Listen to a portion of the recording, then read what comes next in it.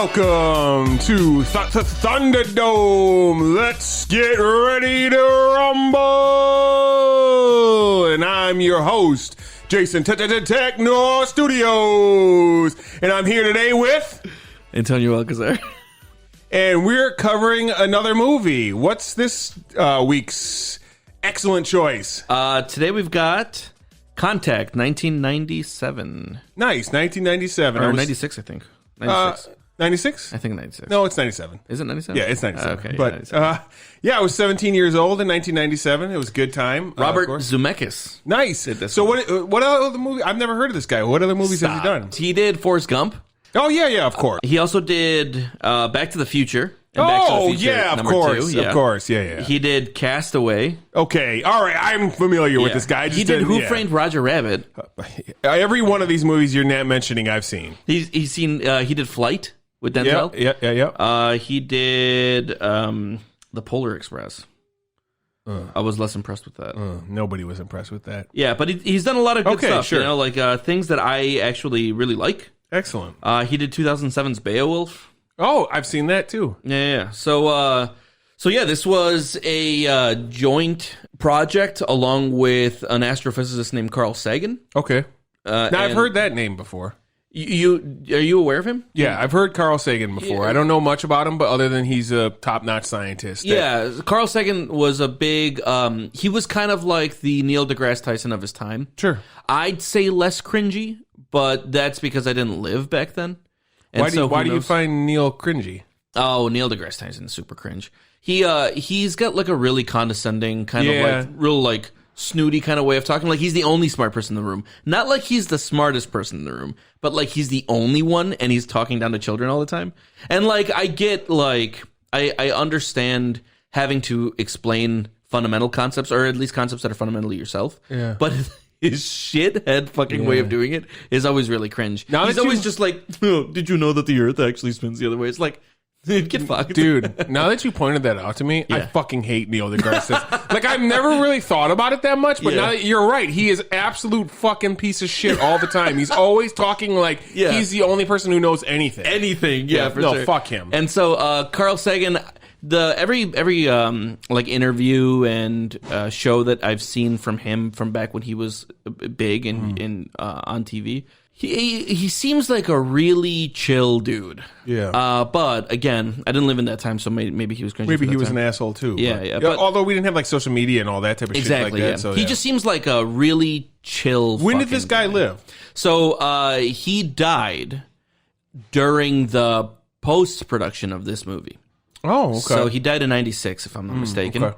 A couple of months before the movie aired. Okay, that's disappointing. Yeah, and he was really big in the 70s, 80s, 90s. Okay, yeah. Gotcha. He did the show The Cosmos. Oh, I've heard of that too. Yeah. Now, and funny enough, Neil deGrasse Tyson He does did it that now, show. yeah. But back then, he did The Cosmos, and his whole thing was like, I mean, he was very involved with SETI, with the search for extraterrestrial intelligence. And he was also like a big like peace like guy, like peace on earth kind of guy. Very, from what I've seen, very cool dude. And he came up with this movie, and so we're going to talk about it. Excellent. I'm glad to be here.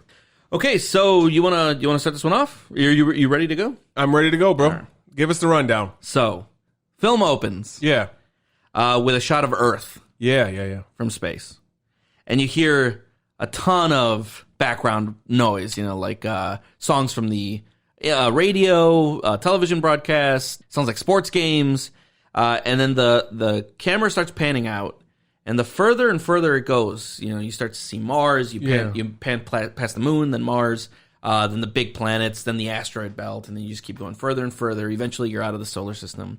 You keep going out, and it's like out of the galaxy. You're like in a nebula, and like the transmissions you hear keep getting older and older and older. And so, like, now you're hearing, like, old Twilight Zone television broadcasts and all that, and then it keeps getting further out, and it's just like the 1941, that Pearl Harbor bombing, like, broadcast. So it just keeps pushing A day that out. will live in infamy. Yeah. I remember hearing that. It keeps pushing out, and then it just kind of crackles into nothing once it's, like, really far outside of the galaxy, and then it's just silence. Wait. And then, Okay, two things about this. Yeah. After the Pearl Harbor one, it clearly goes into a Hitler speech. Yes. because and that one comes up. Yes. Yeah.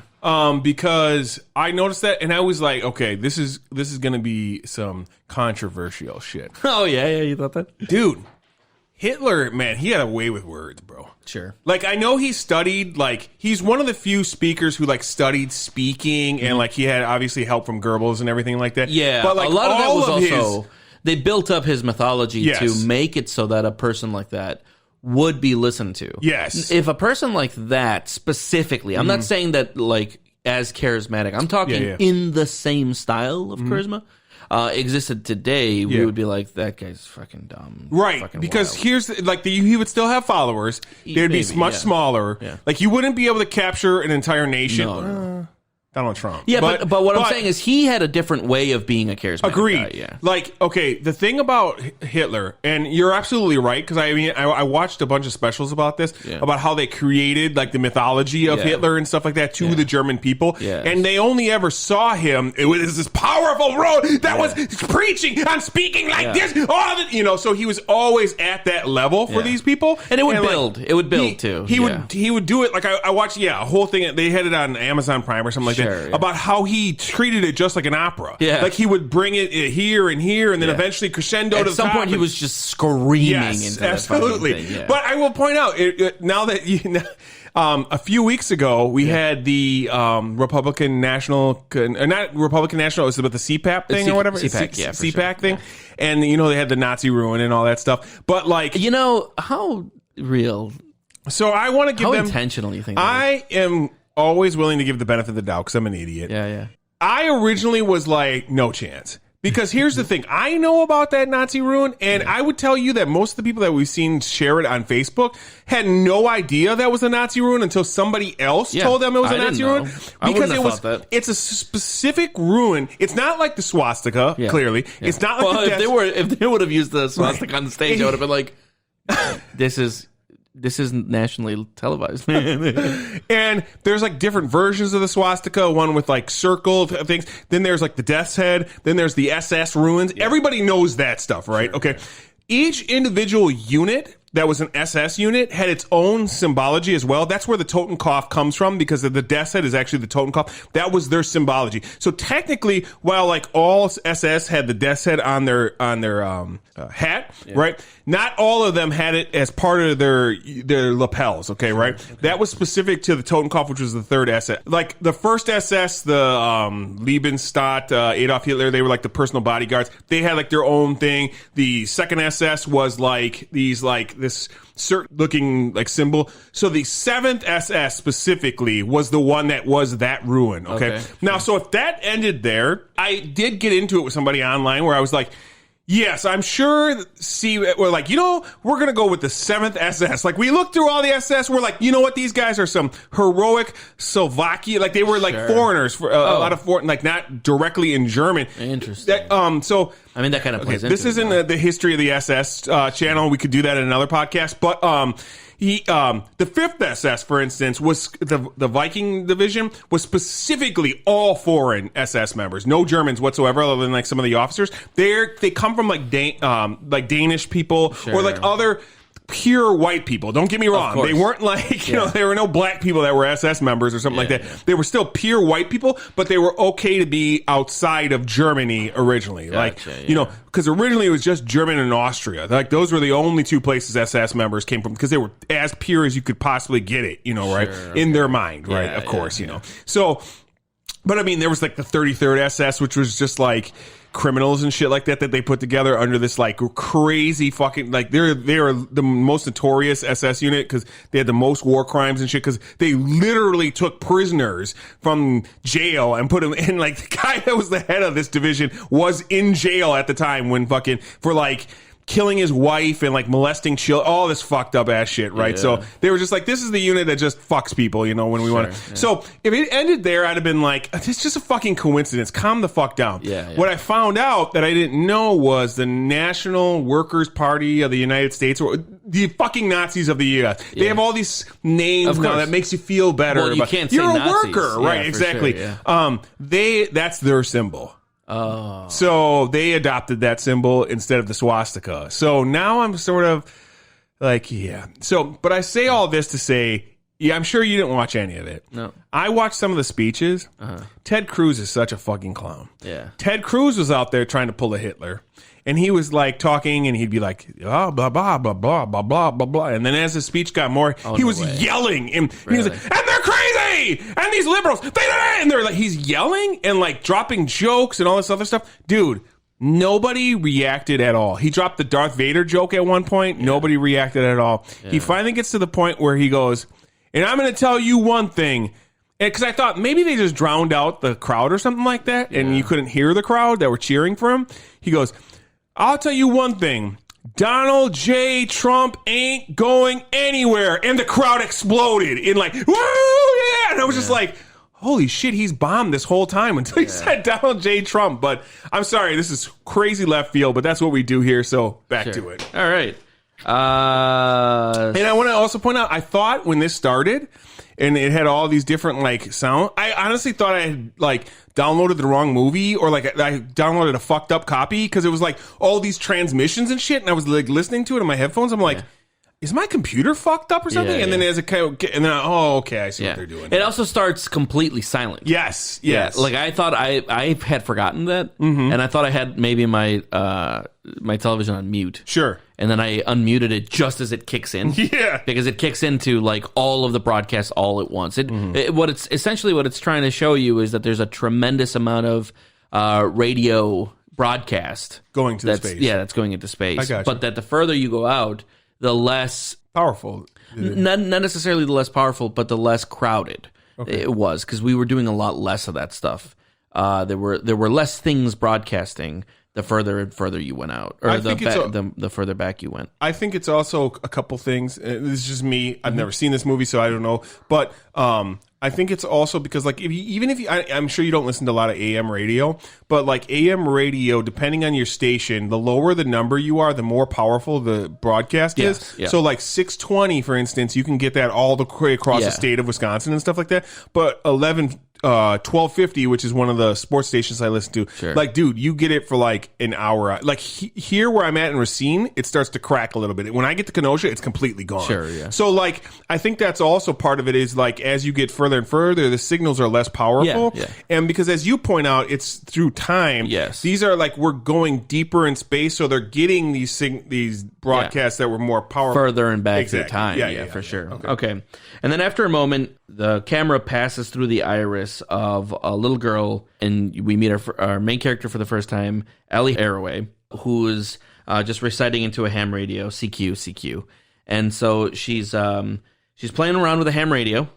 Her dad's there, and she makes contact with Pensacola, Florida. So, like, I guess really what they're establishing here is she's kind of like science-minded. Her dad is science-minded. She's playing around with radio. She's like a curious young person.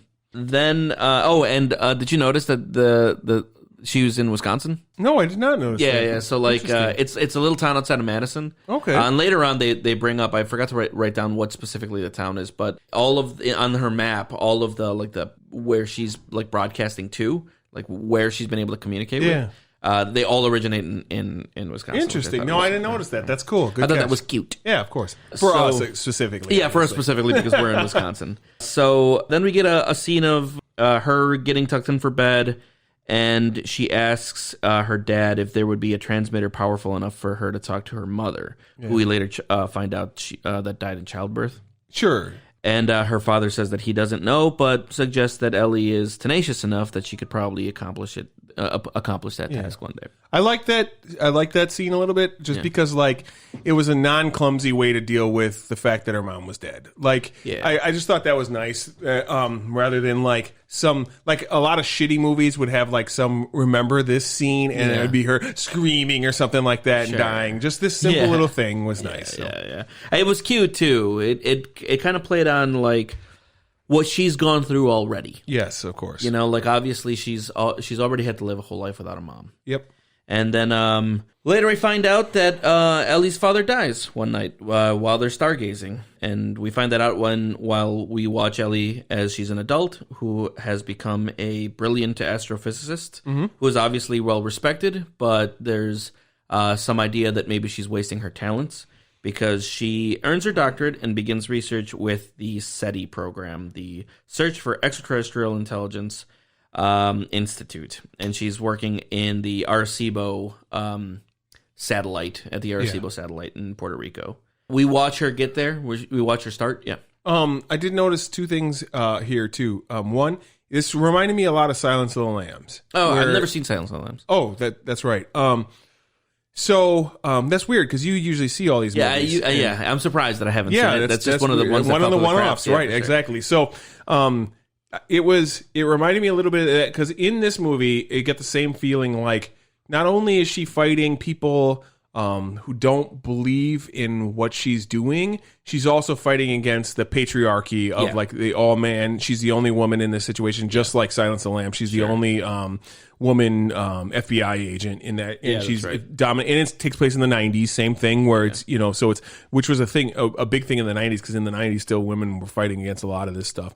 Also, when her dad dies, she really blames herself. Yeah, because she couldn't get him the pills in time. Even though it was, clearly that I don't think that would have helped. But I think it's less of a blaming herself and more of a having a concrete reason. So like the priest comes up to her and he's just like, hey, we never know how God's like plan is going to end up, and she's just like, we should have had pills in the downstairs basement. Yeah, I think it was less of like it was my fault and more of like this could have been prevented. Yeah. With more serious consideration, this could have been prevented. And also, you're right. Now that I think of it too, because it's like the priest is the one that comes to her there, and this kind of interlaces some of the issues with religion, or not even religion, but God and stuff like that later on in the movie. So, yeah, cool. Okay, so at the Arecibo facility, Ellie meets a spiritual author and journalist played by Matthew McConaughey.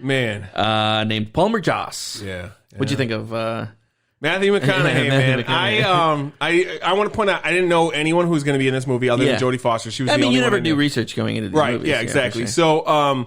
So when I saw Matthew McConaughey, I was just like, fuck, man, is that dude young in this movie? And this was, like, I love Matthew McConaughey now. Sure. At this point, I did not like Matthew McConaughey. Because he played these kind of characters that were like, whoa, dude, I'm a surfer. Sort of like, come on, man. Like, just like way too cool for school. Yes, exactly. Right. Yeah. Sure. Although, like, man, the clothing that he's wearing and she's wearing and the fellow scientist, it made me so nostalgic for the 90s, I'll be honest. Because obviously I was like a teenager in the 90s and like in the 17, you remembered 18 this, stuff. I remembered wearing clothes similar to this. So that's pretty interesting.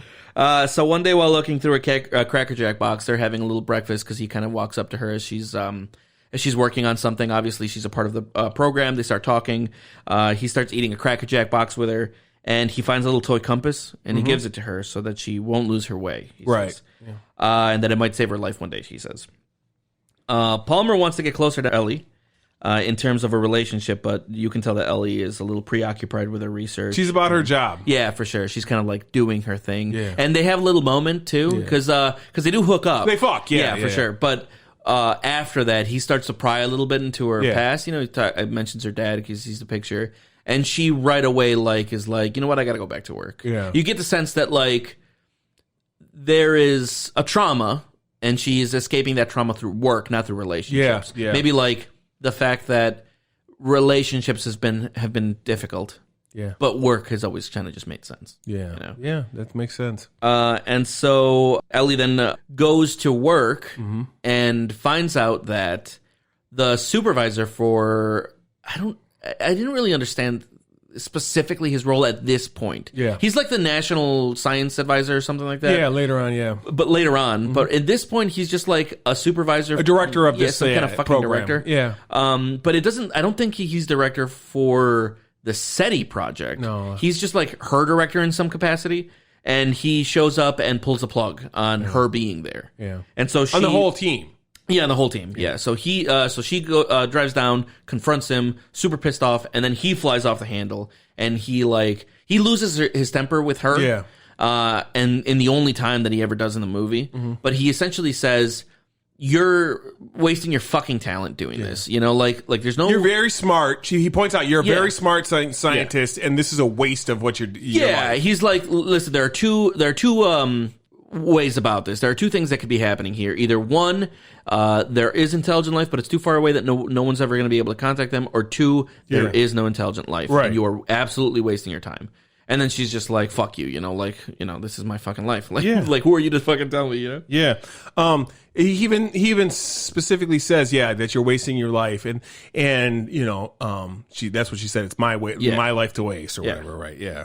So this guy, did you ever see like Halloween 3? You see a lot of these movies, but I didn't. Is Halloween 3 one of the ones you've seen? Weirdly, it might have been one of the ones that I didn't. Interesting. Yeah, all right, because I've seen all of those. This guy reminded me of Tom Atkins so much. Do you know who Tom Atkins is? Yeah, I know Tom Atkins. Of course, I know Tom Atkins. Yeah. Okay, so he kind of reminded me of that. So just like an older kind of his look and everything like that was about very a shit kind of guy. Right, for sure.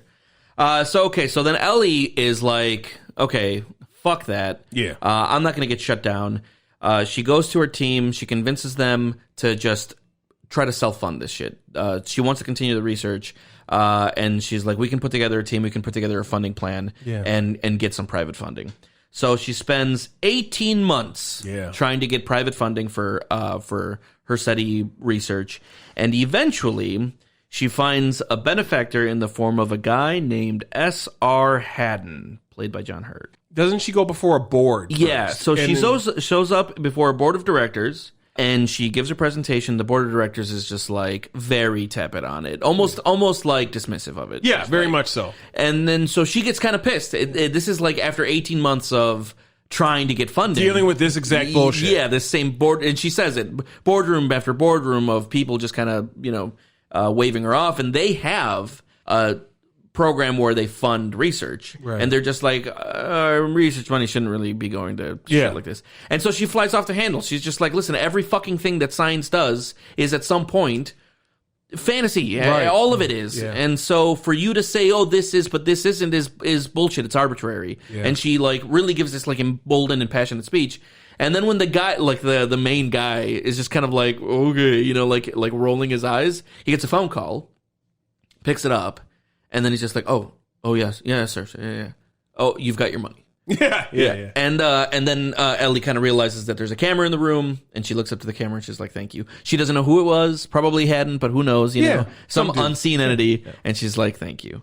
So she's got her funding, and we cut to 4 years later. Yep. So for 4 years, she's been at the VLA, the Very Large Array in New Mexico, which is just a huge array of giant satellites that she gets some time, like a day or a week or whatever for her research. Obviously, it's not just hers for 4 years, but like she gets shared use of the Very Large Array, and it's all being funded now by S.R. Haddon, which comes up later.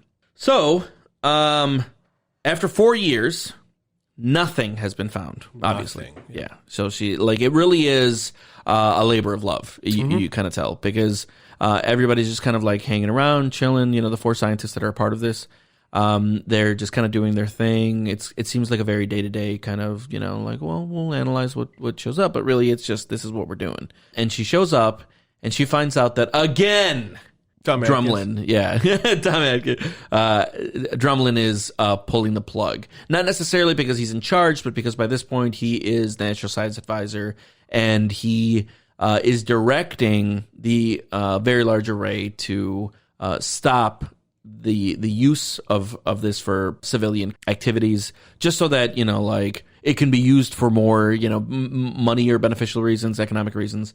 And typical government bullshit. Yeah, and it seems like he is a very kind of by the books. If it doesn't make money, it doesn't make sense kind of guy. Like he believes in science. He definitely seems like a scientist, but only insofar as it's going to progress the economy or progress the country in some way. Yeah. And whatever fringe level or exploratory sciences that exist are kind of, why are you doing that to him? He doesn't seem like a bad guy, just kind of like no nonsense kind of guy. Typical government sort of guy, right? Not a shit heel or anything like that. Just a dude who's like about the dollars. It doesn't make dollars. It doesn't make sense. And also, whatever he says goes. Yes. Just don't oppose him. Yeah. And it didn't even look like I know that the story was trying to kind of tell a story from the point of an oppressive patriarchy. Yes. But it also kind of seemed like he was like this with everyone that was beneath him. Yes. Because he definitely had respect for anyone above him, especially in the White House scenes or whatever. Yeah. So she gets pissed and she's just like, I'm not going to quit. I don't care if I have to do this like out of my fucking garage. Like I'm not stopping this. I don't care what he says. So she goes out for another night of continuing. Mm-hmm. Not discouraged. And so she's laying there on the hood of her car, just listening in the silence at night, and she starts to hear this signal. Mm-hmm. Super powerful signal out of nowhere. This scene is one of my favorite scenes, obviously, because like you really do feel like, I was watching this with my daughter. It was really cool to be able to talk to somebody about this movie while I was watching it. When she's driving back and they're analyzing it and they're realizing that like this is something real. Yeah. They're cross-checking. They're making sure that it's not the array malfunctioning. They're making sure that it's not interference from an airport, that it's actually that they're making sure that it's not a known like pulsar or quasar or something that just makes cosmic noise.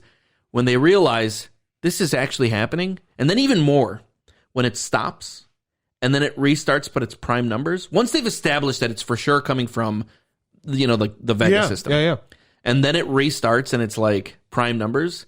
Dude, I felt sick because like I feel like I haven't watched this movie in a couple of years, but I feel like I'm better now at suspending my disbelief than I was when I was younger. I can more realistically put myself in a situation now like it's actually happening. Yeah. And when I was had watching a lot of practice with Marvel. Yeah.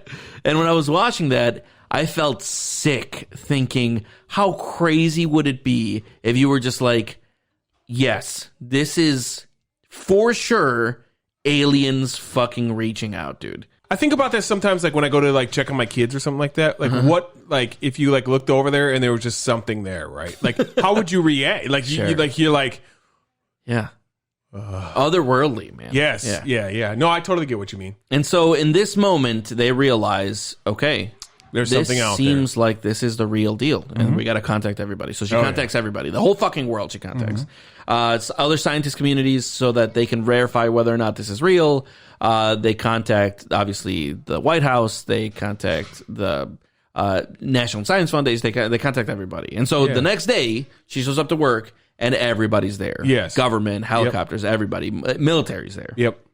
And importantly, I want to point out, James fucking Woods is there. And so Michael Kitts, the national security advisor, played by James Woods, shows up along with Drumlin and the military and everybody else. There's a ton of like news reporters outside. Yeah. And they start kind of blaming her. James Woods starts kind of like accusing her of compromising national security. Yeah. And she's just like, listen, this is a math message. This isn't some fucking... Not only that, this is a private entity. Yeah. Like, you have nothing to do here. Yeah. She even's like, get the guys with the guns out of here. Yeah, for sure. And I think fairly, you know, like she shows a ton of backbone in this scene. Not always. She doesn't always show the backbone that I kind of wish this character would show. But I think that this is an excellent portrayal of a strong female character that's not a Mary Sue. Yeah. Because there are moments where she's got some backbone. Yes. And there are moments where she gets talked over. Yeah. And like... She's a Ripley. She's a Ripley, a really well-written, strong female protagonist, I thought. I want to say a couple things here.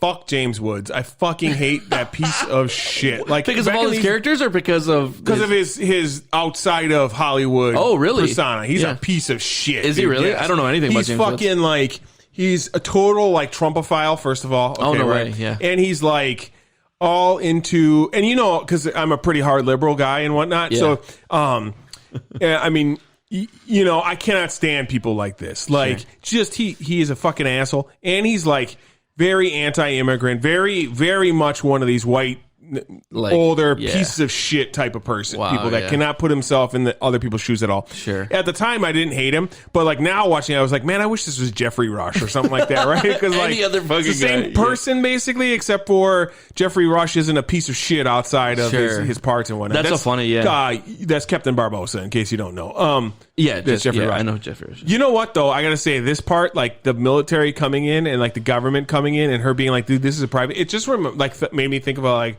how realistic this would be, because like if me and you right now went into our backyard and we like created a rocket ship, for instance, right? Like, we're going to fucking space. Yeah. We have the freedom to go to space. You can't stop us from going to space. The government would come here and stop us from going to space. Like, you're not allowed to do this. Like, what the fuck? Like, this is a private fucking organization. I can fucking build whatever I want to fly. You don't own this. You're not allowed to. You're not allowed to, yeah. And when it's aliens literally reaching out, they're just like, hey, don't fucking tell anybody this. And she's just like, this has nothing to do with you. I also want to put, he for all of his, like, I'm the government bad guy, this and that, blah, blah, blah, he doesn't really go like, hey, you fucked up. He's kind of like, you could have at least said something to us. Yes. Like, he even specifically says that. You could at least said, hey. Not only do they not jail her, they still mostly treat her like she's in charge of the discovery. Right. And so, he's not like some shitheel. Like, he's not like a mustache twirling bad guy. Yeah. He's not like his real life self. Yeah.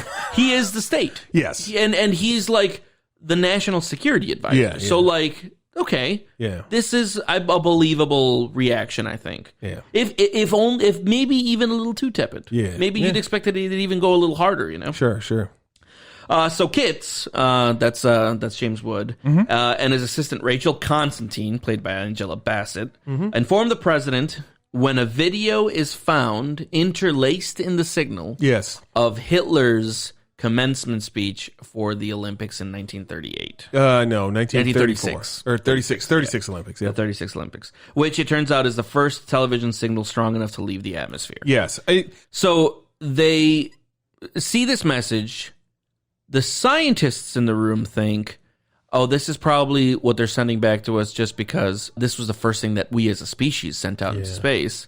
And the government in the room is going, yeah, but also that's a little threatening because maybe they're saying that they agree with Hitler's policies type of thing. Yeah, James Woods, the piece of shit, he's like, it's funny that he would have a problem with anything Hitler did because in real life he would have no problem with anything Hitler did. But, like, he's like, Tom Atkins first points out, hey, this is the first thing that left our atmosphere, right? Yeah. Because, like, she's kind of getting, like, I actually kind of liked Tom Atkins' part in this situation because, like, she's kind of getting railroaded by James Woods, and he stands up and he's like, actually, the reason why this is the first thing that they could have possibly got, the oldest thing, and you have to kind of think about how space travels time and all that stuff, so this would have been a blip, and, like, something more recent that was stronger would be later on in this blip of time, space continuum, and so, like, he's like, you know, but he rightfully does say, like, hey, man, maybe they're like, hey, we like Hitler or some shit. I get both sides of this. I do like that, because Drumlin in this scene kind of shows himself to be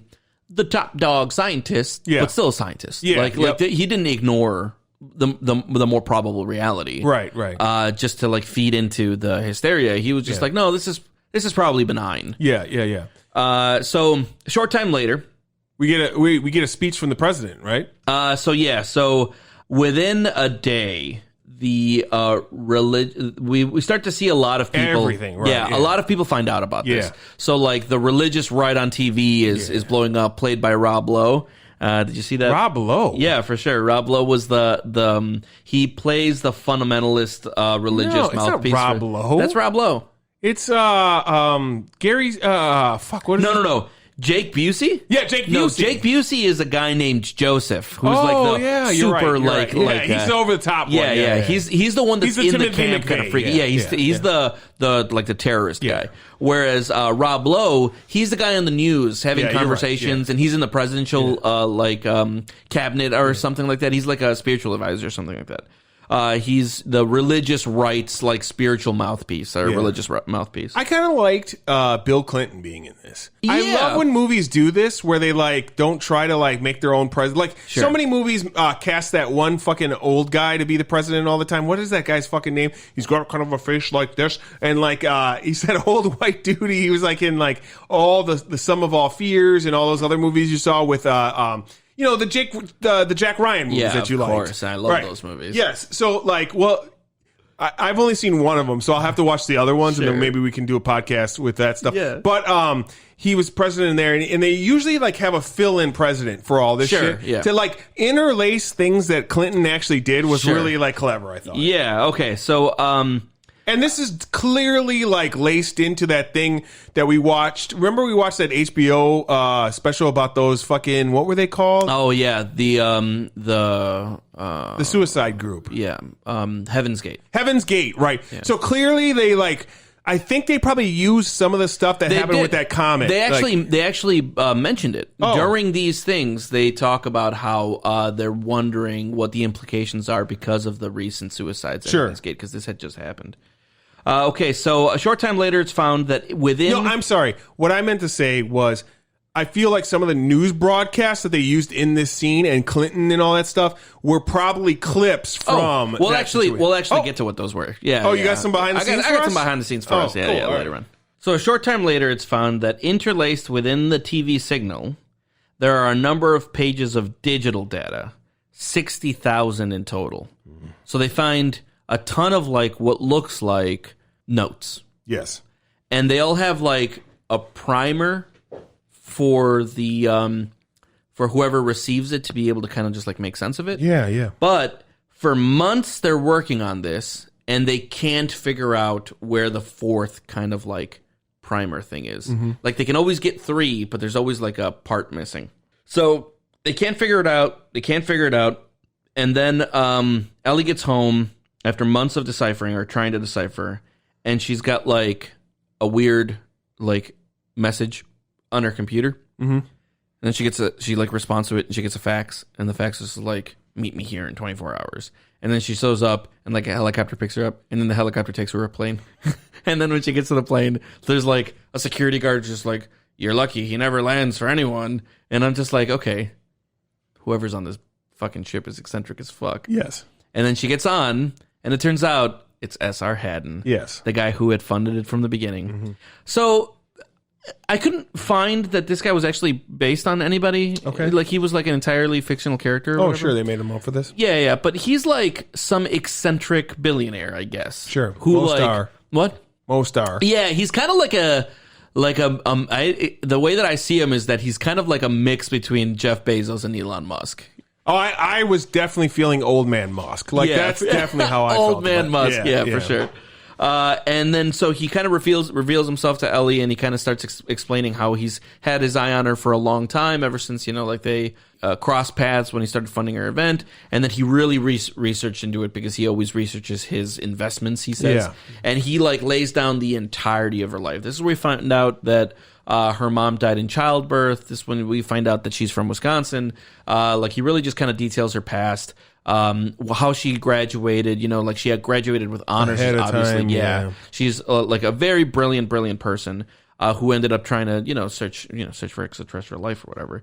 And so he tells her that she's almost out of the game. Yeah. And she gets a little angry with that. But then he's just like, well, maybe you're not out yet, but you're certainly being handed your hat. Yeah. And she's just like silent. She's just like, yeah, I guess that is kind of what it feels like. But then he's like, I'm going to deal you back in.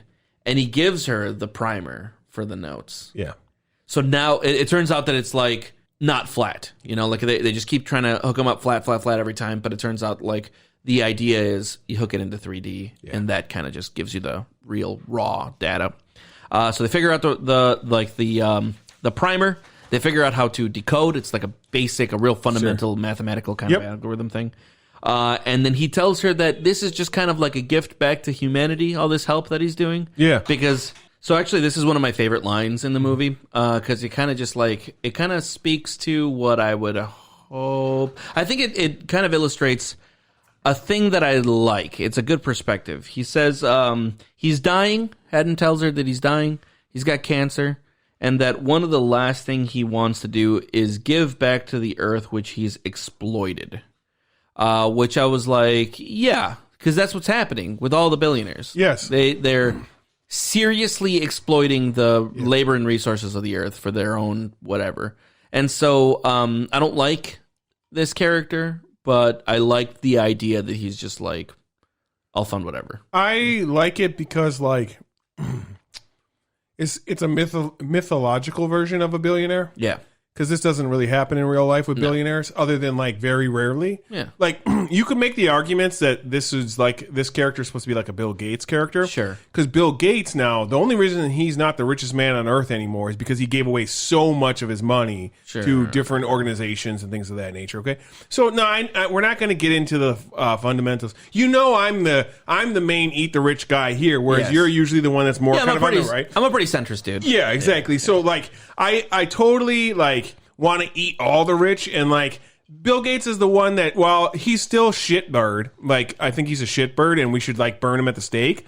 Like he has done a lot with money to give to other people, but he's exploited people to get that money in the first place. So it's a weird like situation. I think for the most part, though, billionaires are still trying to get like tax laws passed, so that they pay less money, even when they're like 80 fucking years old. Like they're like about to die, and they're like, how can I still keep more of my money though in the last fucking moments of my life? Fucked up evil shit. I totally like I champion that, and I want to like go to the streets to like start a fucking revolution. But like you are a very leftist person. I know, exactly. Sure. And whereas to me that doesn't make a lot of sense, because I kind of see it from both sides. I get where you come from with that, and I mean that's why you supported Biden in this last thing. While I was all about that burn, boy. Yeah, you burn. Yeah. So it's totally reasonable, but like there are like clearly a lot of millionaires. I don't think a lot of billionaires, but a lot of millionaires that like give away a lot of money, and it's kind of funny to me because like I've in my walk of life of what I've done throughout most of my life, I've dealt with like very rich people, never like a billionaire. I don't think I've ever like come across a billionaire, because I don't think there's like 4 in Wisconsin, but like there are billionaires in Wisconsin. Yeah, there are definitely a few in Wisconsin. I didn't know that. But I have come across like multi-millionaire people, and like rich people, and then like upper middle class, and like it's very weird like how different levels act very differently. Like upper middle class, I feel like are the worst pieces of shit I usually deal with. Then like the people slightly above that are much easier to deal with, and how people give away their money in different positions. Because you're right, most like multi-billionaires need to be eaten because they're fucking dragons that are hoarding their shit. But then like there's another class. That's why so many like hospitals are named after people and stuff like that, because they donated all this money to these hospitals and shit. And I realize part of it's because of tax breaks and stuff like that. But I also think that there is, I mean, even with that, knowing that it's a tax break, it's still money you gave to a hospital. That, it's still a net positive. Exactly. Yeah, that's all I would say about that. So she goes back and she explains that the pages were indeed created in 3 dimensions by an intelligence that would work in a manner with that in mind for efficiency. And so she figures out the primer. She goes back. She's explaining the primer to people. Within the pages, there appear to be some kind of blueprints.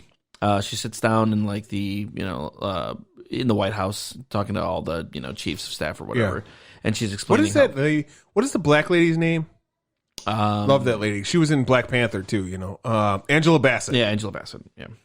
And man, she was a hot woman back in the day, and she was really championing the Ellie's character. Like she was just making sure that she was never too pushed away. You know? Like also, like be about it, but you're kind of being about it. So she was definitely bright enough to realize that Tom Atkins, while he's in charge of this shit, she's the brains behind this shit. Sure. And so they start to speculate what it could be. Ellie speculates that it could be a transport. James Woods' character is like, well, it could also be a weapon or some kind of Trojan horse. So we got to deal with this. Doesn't he say like something that a teleportation device or something like that we open and then they come through? Yeah, a Trojan horse. He's like, we build it and then they just walk right back in. And so after a little while, they go to a party. You know what? What? Government, man. This is why socialism is the shit, and these fucking idiots are so clownish. Yeah. Typical, like, American idiotic sort of thing. Like, why would this society that's clearly so far advanced beyond our fucking, like, thing, like, need us, first of all, to build something for them when they're the ones sending us the fucking shit in the first place? Well, but, like... Okay, go on. Like, that would be like me, like, hey, you ants... Like, we have, like, intergalactic travel and all this other shit. You ants over there... open me a portal so I can come wipe you out. Like, yeah, but like, okay, so I'll give you an easier analogy, right? what if I just had better binoculars than you did? Yes. But we were pretty much on the same page. Yeah. Okay, like I had a teleportation device or whatever, but I can't teleport to a place that I haven't been to yet because I have to build the other side there. Gotcha. So I have good binoculars, and I see you in a tree, and I'm just like, hey, man, I need you to catch this rope for me. Yeah. And you're just like, sure, I guess. And you catch the rope, and then I climb up there and beat your ass. So like, and throw me out of that fucking spot. Now you have my Now I have spot. your tree. Yeah, for sure. So I think the idea is like, I don't think it's far-reaching to think maybe they're taking advantage of the fact that we're curious. We're a curious species, and we've just been reached out to by some otherworldly entity, and maybe, you know, out of their naivete, maybe out of their innocence, they build this other fucking thing, and then we're just like, hell yeah, 2 planets now, you know, or however it is that they do it. Reasonable. So they're tepid around it. So then they go. They're invited to some kind of fucking gala, and Matthew McConaughey shows up again, and he kind of confronts Drumlin because he's been trying to confront him for years. And at this point, he's written a book, right? He's written a book, and so they're kind of talking around, and then news comes in that the deciphering team has been able to determine that the plans are indeed for a transport that contains the image of a human-like figure sitting in an orb. And, like, clearly it's a transport. So, they estimate that the construction is going to be about $500 billion. Half a fucking $1 trillion. And a lot of the countries of the world are like, okay, we can do it all together. Yeah. Some countries want a seat at the table as far as the construction. Other countries want specifically a seat at the table as far as the engine goes. That's the Japanese. Some countries are just like, no, we just want to be able to have like maybe our representative sit in the chair. Aren't the Japanese like we don't need anyone to, like, because they kind of like make a pool of people, right? Yes, and each country that's going to help is going to have a person that they put in the pool that has a chance to be the person that goes. Yes. And Japan's like, we don't even need a person at that pool. We just because we don't even want a person at the table where they're deciding the pool. Right? We're just cool doing the subcontracting thing because they point that out specifically. Yeah, they just want to build the fucking thing or be able to sit at the table when they're building the thing, the essential parts of it. And so a special panel is convened to select the appropriate candidate for the trip. Palmer is on that panel. Is selected for the panel. Drumlin resigns from his seat in order to be capable of being able to be chosen. to be a candidate. Ellie becomes a candidate, obviously. Yep. She becomes one of the front runners. There's one guy ahead of her, which is an astronaut who eventually we see removes himself because his family asks him to. And that's a really important scene because there is a lot of risk involved here. That's what they're playing. Might not come back. I think even Matthew McConaughey says, even if things go perfectly, you're going to go over there, you're going to come back. It's going to take 4 years for you to come back. For us, it's going to be 50. Yeah. Every person you know that you care about and is Ellie dead. Right away is just like, if I come back. If you come back. Because it could be a one-way trip. Right. Is her mentality. And so... so let me ask you... would you do it? Oh, hell yes. So I was watching this movie with my daughter. Even with your daughter? Well, I was watching this movie with my daughter. And some time ago, I want to say like a month ago, we had seen a movie called A Wrinkle in Time. Yeah. Is it another Disney movie? Yep. Where but this is a Disney movie for little kids. Yeah, yeah. And the main character... So not Marvel, 2 years younger than that. So the main character is a little girl whose dad disappears. Yeah. And she goes to look for him. And I know the Wrinkle of Time. Oh, okay, story. I didn't know. You know, a lot of times, story. A lot of times you haven't seen a lot of movies, so I know, but because I've watched a lot of Disney movies though, you know, because I'm a big Disney fan. Okay, so those are mostly what Disney because you just like childish stuff. How great they did. Why do you call it childish? Why do you call it childish? I think we should move on. Just because how much I love Marvel. I mean, it's the universe building that I love so much about Marvel, and you have to understand. I know that like you like the DC stuff and everything like that, you know, and I know you've had fun with the mutants and whatnot, but for me, I just love the world building of Endgame and all these other films. Okay, I guess I can respect that. Let's move on. So I was watching A Wrinkle in Time, and that movie is about a dad who like voluntarily disappears, he just like goes off into space or whatever. And I brought this up again when I was watching this with my daughter, because I was just like, Lima, I'm going to tell you this right now. If I ever get the opportunity to go off into alien worlds, I'm leaving. And she's just like, really, you would? And I'm like, of course I would. I'm like, maybe I'll come back, maybe I don't, but I'm not turning down alien worlds. Like, that's not a manned mission to Mars. Fuck that. Right. I will stay here. But if aliens go, hey, you want to see other alien societies out across the fucking galaxies away, I'd be like, I absolutely 100% do. I will go, and I won't even think twice about it. Dude, you don't know what you're going to find out there. You don't know if you're not going to become immortal. You don't know if you're not going to be able to come back. You have no fucking idea what's going to happen. But I'm down for it. I think that's interesting, because I think that's like the spirit of, because I've always thought that like before we have space travel, we're going to have full-on VR. That's going to be like, I'm going to be like, I don't think so. I think interstellar travel before VR, but I'll entertain your pipe. I want to see where I go with you. Sure. You are like the people that like you are like the Lewis and Clark. You're like, I'm going to explore. Like there's something there. I don't know what's there. I'm going to go explore. Sure, yeah. I'm the person staying in Jamestown, or Jonestown, or the fuck, I don't know that much about American history. Yeah. So like, I think Jonestown was the one where everybody killed themselves with the Kool-Aid. Yes, the Kool-Aid man. Yep. I think Jamestown was Jamestown. Yes. So I'm staying in Jamestown. You can go deal with the Wild West and all that stuff. But it's not the wild. See, that's why I wouldn't go to a manned mission to Mars. I don't want that kind of exploration. Okay. But if you tell me there's some crazy sci-fi alien shit and we can take you to it, you're not going to explore. You're just going to go see things that are already there, It's like they're taking you to fucking Wonderland, Like I would say I see those two things as the same thing. I see because I wouldn't. There's an inherent risk of death in exploration where there's nothing there. But if some aliens are just like, oh, you'll be fine, we're just gonna take you. How does that not have the same kind of fucking risk? You don't know if this alien. Well, it could be fucking. Oh, these. I trust the aliens. all right. I'll go with that. Aliens come down. I trust them implicitly. Wow. Yeah. You. If they come to my house and they're just like, hey, Antonio, we're gonna take you across the galaxy. You down? I wouldn't even question it. There would never be a second thought. It wouldn't have even. You're gonna get butt fucked by Xenos, man. Dude, you know what, man? If they came to me specifically, I'd wonder why. I'd be down for the experience. All right. Well, yeah. I mean, it's kind of funny now that I think of it, because like Matthew McConaughey was also in Interstellar, and that kind of dealt with like his daughter and all that stuff. And I remember also thinking about, because like I like this thinking exercise of like, because in Alien, one of the movies that you enjoyed quite a bit, Aliens 2. Like I just like I saw parts of it. I haven't seen the whole thing yet, but like I remember one of the scenes I saw is when like it shows Ripley and her daughter. She had a daughter, funny enough, in Wisconsin as well.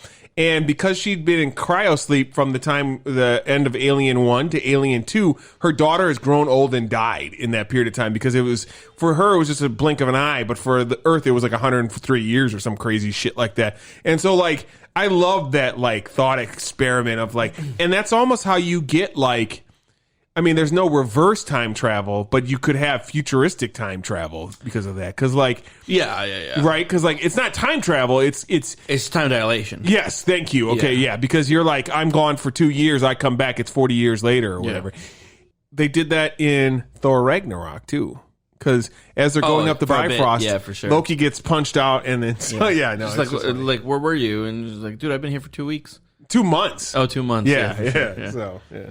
They have a meeting of like the two different people, right? Yeah. So Palmer cripples Ellie's chances. They meet the day before. She's supposed to go up and like give her testimony or whatever, plead her case.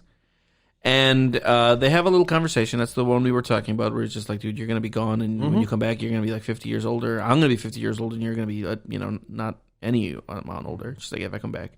And you can tell that he cares about her. He cares about her, He's kind of in love with her. And maybe grappling, justifying not wanting her to go with some bigger kind of reason. Yeah.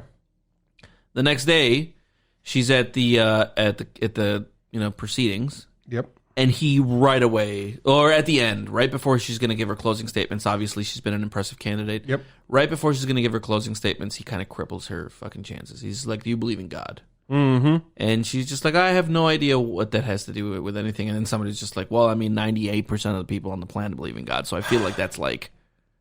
real. Yeah, I know. And I fucking like... That scene frustrated me so much. And it's so... Because this is like...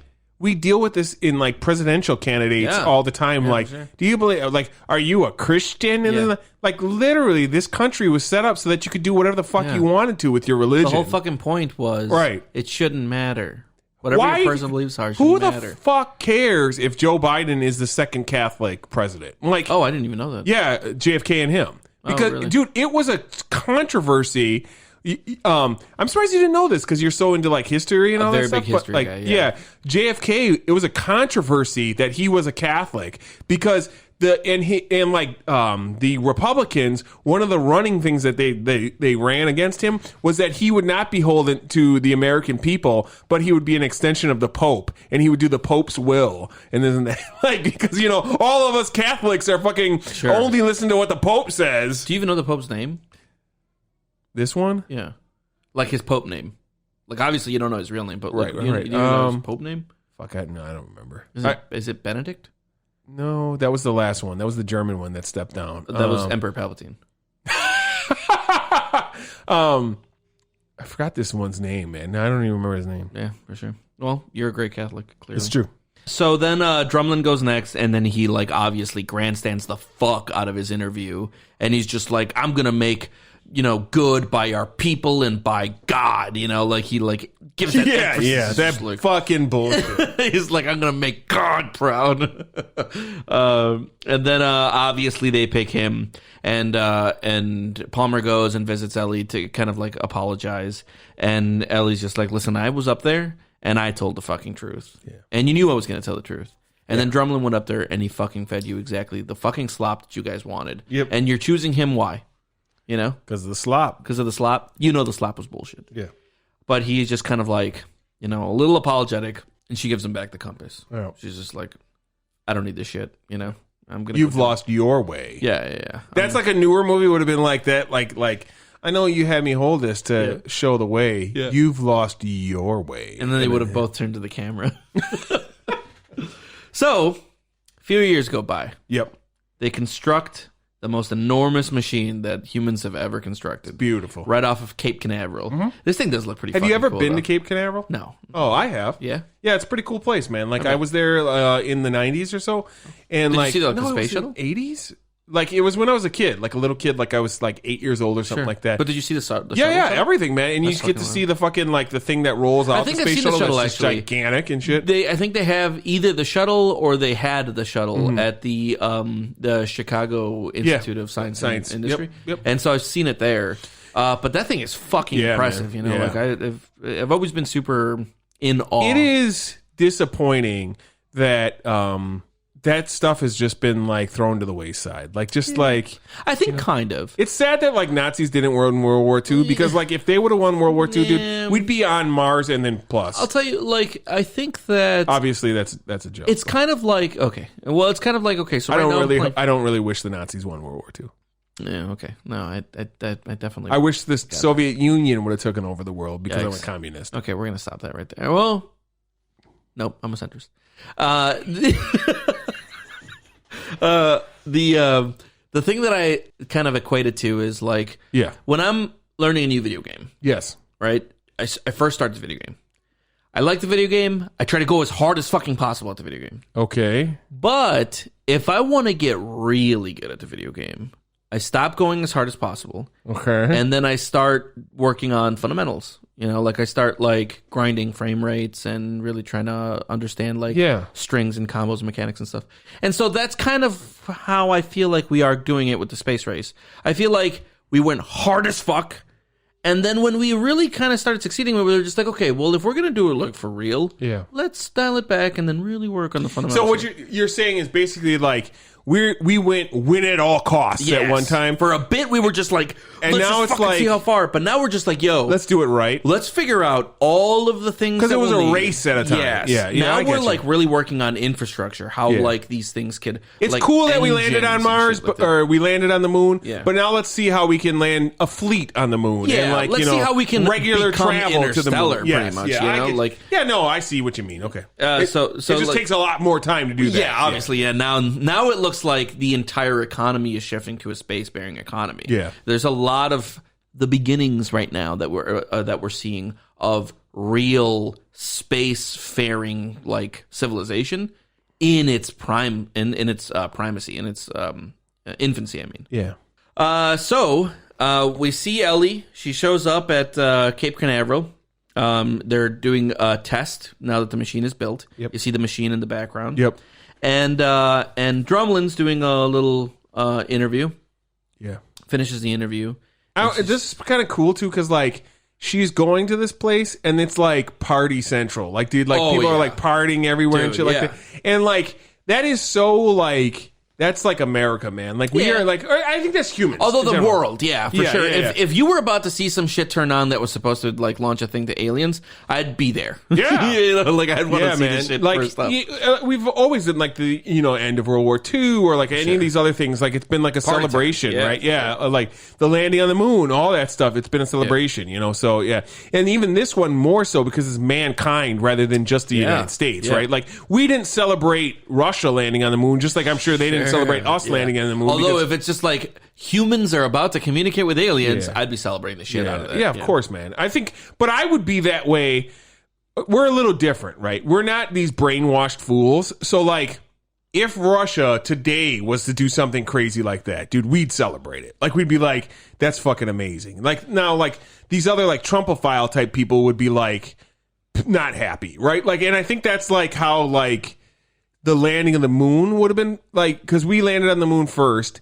I'm sure like the average Russian was like, oh, fuck them. Whereas like the scientists were like, that's fucking amazing. You know what I mean? Or like the science-minded people were like, that's fucking amazing. Even like look and at all the German scientists that worked on the American Manhattan Project. Yeah. Because they were like in pursuit of science. Yeah. Like you mean you talking about the atomic bomb? Yeah, for sure. Like there was a lot of moments in history where you're just like, I don't give a fuck what my nationality is. I'm trying to figure out some science shit. You know, like I feel like there were probably scientists in Russia that were just like, holy fuck, these dudes made it to the fucking moon. Like that's wild. Yeah, absolutely. There's the mutual respect is there, but I really like this conversation because Drumlin is like, listen, Ellie, like scientist to scientist, professional to professional. Like, I really dig your ideals or whatever. Yeah. It just sucks that that's not the world that we live in, Yeah. Like, you've always been a very this kind of human being and, like, more power to you or whatever. But I'm, like, living in the real world, baby. And in the real world, the fucking strong get ahead. Yeah. And so, like, no hard feelings. I dug that little, like, exchange with them because, like, she's like, I went with what was the right thing to do. And kind of like, and you lost. Like that's how I like looked at that. Reminded me a lot of like that Bronn scene in like Game of Thrones. Like, I fought shitty. I won. You didn't. He's dead exactly. That person's dead. And same thing. Although here, in this, you get a little reversal because of what happens next. Of course. You get a little because it's karma. A movie. Yeah, for sure. So she goes up into the control center. They start this thing. It's at like 20-30%. He's grandstanding a little bit. It's a very televised performance. And she notices on the cameras that Joseph guy, that terrorist Jake guy. Busey's in Jake the house. Busey, yeah, for sure. And like, did you see that coming? This, okay, so I want to say this. I didn't see this coming, but it made so much sense. Yeah, like this is probably the most realistic part of this film. Some idiotic religious nutbag like. You were trending on God or whatever. Like, fuck yourself, dude. They try to get him down. Ellie catches him on the security cameras. They try to get him down. They don't do it in time. He's got bombs strapped to him. Blows him. The entire fucking thing. He blows up. Well, most importantly, he blows up like the hallway, which breaks off the main part, which crashes into the machine. The spinning machine. Yeah. And here's the thing that like was so ridiculous, though. Like, she sees him on camera. And, like, he looks like he just, like, took, like, a rage pill or something like that. He's like, his reasons up in his eyes. And I'm like, dude, How did nobody in that place be like, who's this fucking crazy roid freak next to us and shit? How is he security? Sure, yeah. So it explodes. The whole thing is crumbled. They have a funeral for Drumlin, obviously, and that's it. You know, like she's resigned. She's just like, it's over with. But as usual, the fucking religious freaks have to fuck up everything. Yeah, and so she goes home, demoralized, defeated. She walks in, and there's like a computer set up in her room. Yeah. It's got like a satellite on the bed. Yeah. She's just like, what the hell? Yeah. Presses Man, the thing. dude, how do you, another like I was just thinking to myself, like, these old 1990s computers. Yeah, man. for sure. And like, they were trying to communicate through a fucking storm, bro. Come on, man, like, it was so they were communicating to space. Yes. Because she turns the thing on, the screen turns on, a webcam turns on, and it's astronauts on the Mir space station. Speaking Russian. And they're just like, oh, give me 1 second. And then they transfer over, and it's Haddon in space. Yeah. And he's just like, yeah, I'm in space now. I've got really aggressive cancer. I'm dying really aggressively. And so the low atmosphere, zero gravity, stops really it. It's at the very least helping to not accelerate it. Yeah. And anyway, wanted to let you know that when the government was building this fucking machine, the government actually built 2 machines. Yeah. And one of them was just kind of kept out of the private or the public eye. But I own the company, the Japanese company that was used to manufacture this thing, and I want you to be in the second launch of this thing. Well. And she's like, "Fuck yeah!" So why make one when you could just make 2 for twice the price? Yeah, for sure. That is just like the religious bombing, one of the most true statements ever as well. Like the government's just like, I mean, there were 2 atomic bombs, or that's what they do. They're just like, we're going to build more than we're not going to build a single one of anything. A new trial tank that might not work. Let's build 10 of them, and if they don't work, well, it's not our money. And if they do, there's fucking 10 of them. We got fucking 10 of these super tanks. But if not, it's taxpayer money. Dude, and like obviously of course it makes sense that if you're going to build a fucking portal to another dimension, what if it explodes? Right. Build a fucking second one. Yeah. So they build a second one. They pick Ellie. Obviously, she's the front runner. They fly her out to Japan, and they're just like, all right, we're ready to go. We get a little scene where she's getting prepped. There's a scene here. What? There's a scene here. Yeah. Where Matthew McConaughey. Hold on. First, they prep her. They give her a camera. They give her a cyanide pill.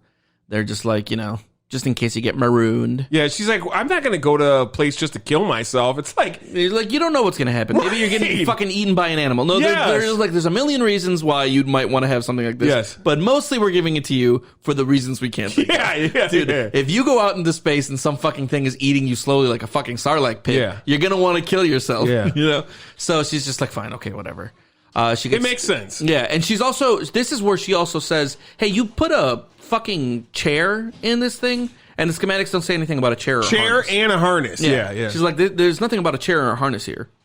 And they're just like, listen, we're not sending you off into whatever fucking thing without at least the fucking most basic of like security things or safety precautions. And she's like, okay, whatever, fine.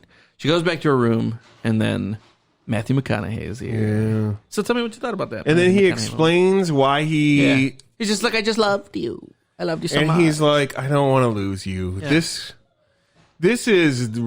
was, to me, was really bad. Like, this was uncalled for. Sure, yeah. There was not enough. There was no reason for him to be there, for sure. There was no reason for him to have this love for her that was like over the top, in my opinion. To be honest, I bought the love. I bought the love. Oh, because like, they had known each other now for what, like 10 years? Off and on. Yeah, but like, that's probably the most impressive other human being you've ever met. Like you really clicked with her when you guys were younger. You've seen her be this like insanely tenacious, insanely like. Sure, he's like I don't find it regular. I find it very rare for somebody who is clearly a religious person. Sure. To hook up with clearly. Agnostic / sure, but you gotta look at his brand of religiousness. Sure, he's not like he even said, like I'm a man of the cloth without the cloth. Like I have spirituality, But because I've experienced something that I can't explain, and to me the best explanation is spirituality, I'm exploring that. But it's not like he's like some dogmatic fucking priest. He's not Jake Busey or Rob Lowe. Exactly, yeah. He's just more like, I think there's something there, and I'm happy to explore it. Yeah. I just didn't. I didn't care for the whole. I thought this was. Yeah, I was just like, "What are you doing here?" This was in service of the plot entirely. Yeah. So she's like, "Okay, whatever. I'm gonna go." She gets in the thing. They start to light this thing up. Interference kind of blocks off the communications almost immediately as they're ramping it up. And as really weird too, because I thought they were doing a test run first. Yeah, but he wasn't in there. Who? Drumlin wasn't in there when they were doing the test run. They were all outside of the thing. That's true. Yeah. And so when she was inside of it and it's sealed, and you even saw when it's sealed, like the door kind of disappeared. It's weird to me that they didn't do the test run first. Sure, yeah. But yeah. And then so like the bottom starts to get all holographic. She's able to kind of see through it. And then they really pump this thing through. They lose all communication, and like the sequence starts. This thing drops, and she goes into a fucking wormhole. Yeah. And she's just traveling through fucking space for a while. After wormhole after wormhole, too. Like huge kind of like highway system of wormhole. Yeah. Wormhole. A modern day version, and by modern I mean 1997 version, of 2001 Space Odyssey. Yeah, and we'll get to that. But like the I love how there's a point where it stops, and she sees like this like 4-star system, and then it pans to the planet, and the planet has a city on it, and she's like, it's alive. They're alive or whatever. And then it just zooms out again. That scene where she looks at the city and she sees like an alien city was the most like take my breath away moments of this movie. Because I felt like they did a good job and she did a good job of portraying what it would be like to be in that situation, and it let me put myself there, and I lost my breath. Yeah. If I were to ever see, that's why I so confidently say, oh yeah, I'd get on that fucking ship. Because if I saw some shit like that, I'd probably cry. I mean, not only that, too, it'd be like, I guess like the only worry I would have is if I saw some shit like that and I saw it one time and that was it, like I'd be like, oh, my life's gypped. Yeah. Like I need to get there again. Yeah, I need Otherwise, to get there. Right, exactly. Like, that is fucking, like, I don't want to live here anymore. I want to go fucking explore that alien I want to see that alien shit. I want to walk those streets, like, you know? That's probably more, yeah, man, that's weird. Yeah, I definitely agree. I was like, this is a great scene in general. Like, all of this I thought was a pretty well done scene. So, yeah. So, she kind of reaches the end of the wormhole, and all of a sudden she's, like, lowered. Oh, the compass falls out of her pocket or whatever. She unharnesses herself, gets out. The whole time, there's like a shakiness to it. Yeah. As soon as she gets out of the chair, she's kind of in zero grav. She grabs the compass. The chair rips out of the top. And all of a sudden, there's no more shakiness. It gives, like, obviously the impression was, if you wouldn't have done that, this would have been a smooth fucking ride. Yeah, you know? We gave you the instructions. Yeah, we literally built this thing perfectly. So she gets out of the chair, grabs the compass.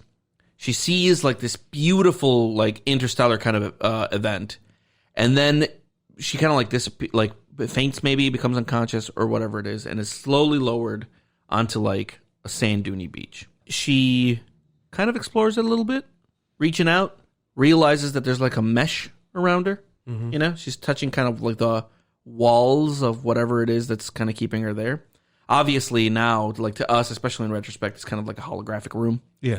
And an entity starts walking towards her. She starts to freak out. Like, what kind of alien? Very Odo-like. What's Odo? That show you watch, you used to watch, the Star Trek show? Oh, yeah, of course. Yeah, remember the character from Deep Space Nine? Yeah. The founders. Yeah, the founders.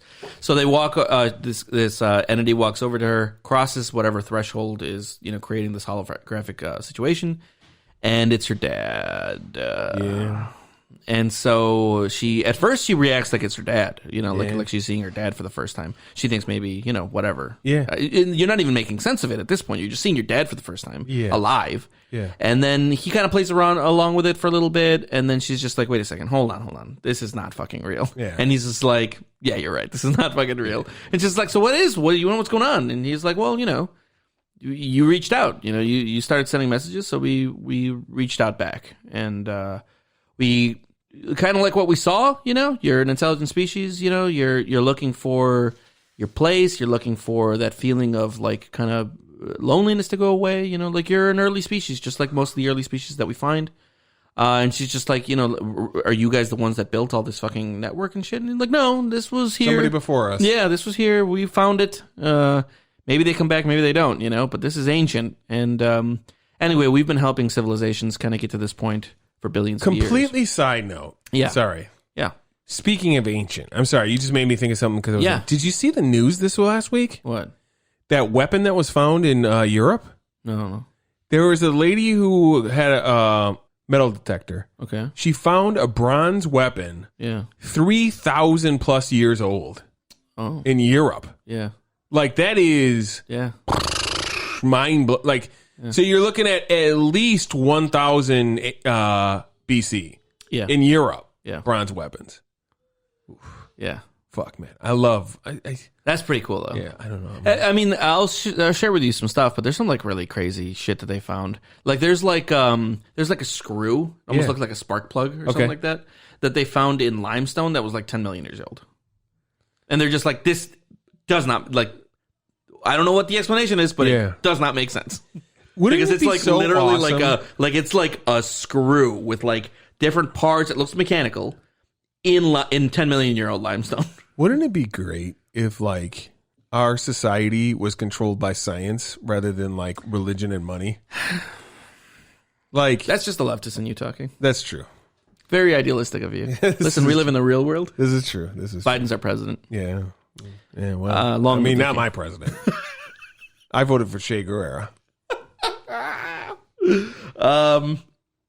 So they're just like, this is the way we've done it. And she's like, okay. And she's like, okay, next? Well, what's next? And she's like, well, now you go back home. Yep. And she's like, what the fuck do you mean now we go back home? Like, how do we get here? You know, I want to come back. And he's just like, listen, this was your first step. In time, you'll take another step, and it makes sense, like now they have interstellar fucking technology, like, so, you're not far off the next step, but the next step will be gradual, and this is like the way that we've done it. You know what? I loved this scene because it reminds me of like anything, like the car, the wheel, the car, computers, anything. Like it's like to get to that first step is a giant thing, but then everything's faster the next thing you're doing and whatnot. So and she's like, okay, well, I guess I gotta go home, and he's just like, yeah, don't worry, it's small steps, which is what her dad used to say. Right. Like they were really in her consciousness or whatever. And then she gets back in the ship, and all of a sudden she wakes up. The ship crashes into the water. She wakes up. She's like, "What day is it?" And she's like, "What do you mean? What day is it? You fell right through." Yeah. And she's just like, "What the fuck?" You were gone for like 4 minutes or something. No, not even. She just dropped. Oh, you're right. Yeah. It just like was a clean drop. There was no like flash or anything. Yeah. It was just a clean drop. Because she gets out of the ship, and they're just like, dude, I was gone for 18 hours. Yeah. And they're like, you were not gone for 18 hours. Look at what we saw. And it was just the ship without stopping, falling right through the machine and hitting the water. And she's like, that's fucking impossible. And so there's a lot of scrutiny. And there's no recorded video. There's nothing like that. The 18 hours of recording is just static. Yes. Well, there's like her thing just recorded static is what they kind of reveal. And so some time passes. The security advisor, James Woods' character, resigns from security advisor. He's taking up the position of inquiry for the inquiry.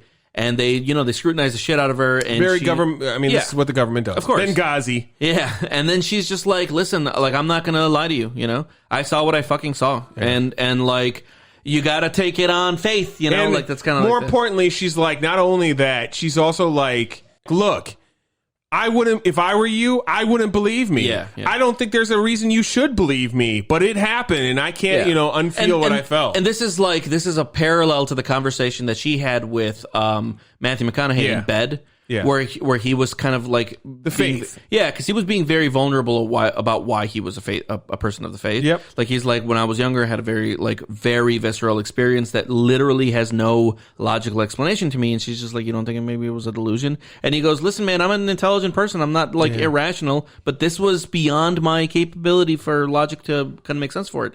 And so this is what she's saying now in this proceeding. She's just like, I get it. Like, I'm a scientist. You guys have every reason not to believe me. I wouldn't believe me. Yep. But I know what I saw, and I have to take it on faith that it was real because that shit happened to me for real. Yeah. Like, I was not making that up. And she's like, all right, whatever. And then for a bit, it's left pretty ambiguous. Yeah. They're just like, okay, whatever, you know. We'll see what we're going to do and shit like that. And then we get the scene at the end where James Woods talking to Angela Bassett. And she wants to go forward with things. Yeah. She's just like, hey. Get her funding. Yeah, give her funding. Give her a grant or whatever. But also, I want to bring something up to you. And he's like, uh-huh. And she's like, you know, I was curious when I was going through the records. And he's like, yeah, go on. And he's like, you know, there was 18 hours of static recorded on that thing? Well, he's like, all we have is static. And she's like, 18 hours of static. Yeah. So she's like, you don't think it was a little bit interesting? Coincidence? Right, yeah. She was gone for 8. He goes, yeah, I guess that is a little interesting. And like I dug that mentality, which is like, we don't need to disclose to anyone that this is probably a thing. Let's just keep it not a thing. Yeah. And we'll keep the reality of it within the government. Yeah. You know? And so, yeah, that was that. Contact, 1997. What do you think? And, so this movie. Yeah. Actually, let's get to, let me do some behind the scenes first. Hit me with some behind the scenes before we give our recommendation. Yeah, so I'm going to give you a couple behind the scenes here. You always blow my mind with these things. I do a lot of due diligence for these. I like it. So, the machine. Yeah. It was designed by a guy named Steven Berg. Okay. You know Steven Berg? I have never heard of this person. He was one of the lead designers, the art designers for Terminator 2. Oh, okay. Yeah. The device was actually... I actually haven't seen Terminator 2 yet. Oh, I got you. It's a really good movie. Okay. So the device... he designed the time displacement device that they were going to use in Terminator 2. Okay. And they ended up scrapping that entire scene. Sure. So they didn't use the concept that they did. This is that machine. Nice. So he just reused that. Right. One, like the government, why waste? Right? Yeah, exactly. He's just like, wait, actually, I already have something built. That's cool. Kind of fit this niche. Another thing. So both the White House and CNN had huge issues with their portrayal in this movie for different reasons. Sure. The White House, because they weren't asked if they could use Bill Clinton's likeness in this movie. The original part for Bill Clinton, funny that you mentioned this, was supposed to be a female president. It was like a fictional president. Sure. So something I praised was supposed to be different. Yeah, for sure. Yeah, and then they changed it last minute. I forgot why, but they changed it last minute, and they used Bill Clinton's reaction speech from when. So there was a Mars rock found in 1980 something. Yeah. And then in the 90s, some of the scientists that were like working on this rock, it was like a Martian meteorite or something. Yep. They were working on this, said that there might be evidence of life on this rock, on this meteor. And then Bill Clinton gave a public thing about like, oh, you know, like this is a very interesting. Well, this is And so that's what they in took between this his from. blowjobs. Yeah, in between his blowjobs, and so that's what they took this from. And his reaction to something with Saddam Hussein, where he was just like, "Well, we don't know what he did, so let's not, rush to conclusions or whatever." They just took those snippets. They sent the White House a screener copy of this months before it was released. Sure. And the White House said nothing. Like they didn't say yes, they didn't say no. They just stayed silent about it. And then 3 days after it came out, they're just like, "We think this was inappropriate." So the White House chief counsel is the one that reached out. He didn't threaten them. He didn't tell them not to use it. He was just like, this was inappropriate. And that's it. That's all he said. CNN, which is owned by Time Warner, who also owns Warner Brothers. Yeah. Or at the time, I don't know how it works now. Probably Viacom owns everything, or Viacom doesn't even exist anymore. Who knows what the fuck is actually happening anymore. But back then, CNN used 13 of their correspondents in this movie. And then after it came out, the CEO was just like, actually, I think that was a misstep. Because it kind of makes it seem like Time Warner can make us do whatever they want and make us put on a show if they want. And I think it kind of blurs the line of journalism. How fucking hysterical is that now in 2021? When the fucking news has become such a goddamn show, you know? Yeah. Another funny thing. Francis Ford Coppola had written... I like that guy. He did one of my favorite movies of all time, Godfather 1 and 2. I watched that pretty much yearly. Oh, that's pretty cool. Yeah, that's a good movie. That's whenever we talk Marvel and people are like, oh, you just like Marvel? I'm always like, I like some good high-end movies, too. I love the Godfather films, the first two. So Francis Ford Coppola, in 1975, wrote a screenplay with Carl Sagan called First Contact. Got it. They wrote it together. They were under contract with that one, that if the movie ever got made, or if a novelization of the movie or of that screenplay ever got made, he would own half the rights for it. Sure. And then, whatever, nothing ever happened of it. Eventually, Carl Sagan wrote Contact. It didn't get made immediately. It was kind of in limbo. While it was in limbo, he wrote a book. That book came out in 1986. The book Contact came out in 1986. Then eventually it got picked up proper, got made into a movie. And during the production of the movie, while it was being filmed, Francis Ford, this is in 96 now, Francis Ford Coppola sued the studio and sued an already deceased Carl Sagan for $250,000 that he felt like he was owed. $250,000. Yeah, that he felt like he was owed for this because he owned half the rights to the story. What a fucking piece of shit. And the court that he sued, or that initially took the case, threw it out, and then the appeals court threw it out because he waited too long. They're just like, dude, he released this novel in 1986. You never did. In 1985, and you're suing in 1986. That's a full 11 years after this happened. Get fucked. You had enough time. Yeah. Clearly didn't matter. Now you're trying to capitalize. Get fucked. Yeah. And then my last piece of behind the scenes is NASA was actually pretty angry about the fact that they suggested that they were giving astronauts cyanide pills, suicide pills. They're just like, that never happened. That's not a real thing. And Carl Sagan, while he was still alive, was just like, oh no, that's a real thing. I know, right? That's like, dude, that's crazy to me that they would even suggest they haven't done that. No, they were like adamant, and even a lot of astronauts were just like, that's never happened. I don't know. Really? I've never heard of that happening. That never happened with me. But Carl Sagan, to his death, was just like, that's a real thing. Trust me, that's a real thing. So like a lot of people are just like, it's probably a real thing. Yeah, that's weird. Like I feel like you would, as an astronaut, want an out like that, just in case like something. Well, NASA's official stance was, if the astronauts wanted to kill themselves, they could just like suffocate themselves. They could literally just unplug the oxygen from their. Dude, have you ever like even started to drown before? Like that's terrible. Sure. Instead of going, I'm dead. Yeah, and then just asleep. Yeah, for sure.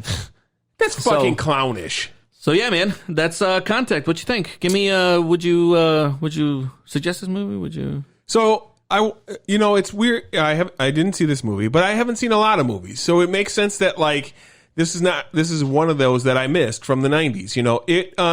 It was interesting. It was a very 90s movie. I want to point that out right off the bat. Like I felt like the stuff with like her landing on that desert island and all the CGI and like her dad, like the feel of it was very 90s to me. Okay.